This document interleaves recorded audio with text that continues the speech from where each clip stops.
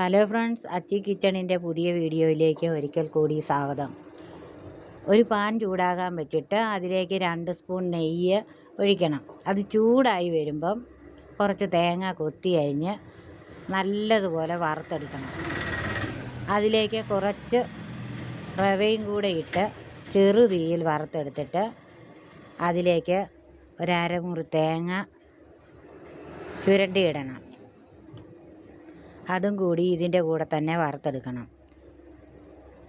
ശകല അരിപ്പൊടിയും കൂടി ചേർത്ത് ഇളക്കിയിട്ട് അതും നല്ലതുപോലെ ചൂടായി വരുമ്പം ഗ്യാസിൽ നിന്ന് ഇറക്കി വയ്ക്കണം.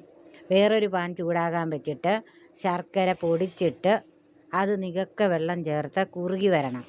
അതിനുശേഷം ഏലക്ക പൊടിച്ചത് അര സ്പൂണ്, 1/4 സ്പൂൺ ഉപ്പും ചേർത്തിട്ട് അതിലേക്ക് വറുത്ത് വെച്ചിരിക്കുന്നത് കുറേശ്ശെ ഇട്ട് കൊടുത്ത് കട്ട പിടിക്കാതെ ഇളക്കി കൊടുക്കണം.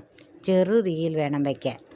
അതിനുശേഷം നല്ലതുപോലെ വെള്ളം പറ്റി വരുമ്പം ഉരുട്ടിയെടുക്കാൻ പരുവത്തിൽ വെള്ളം പറ്റി വരണം. അതിനുശേഷം ഇറക്കി വയ്ക്കണം.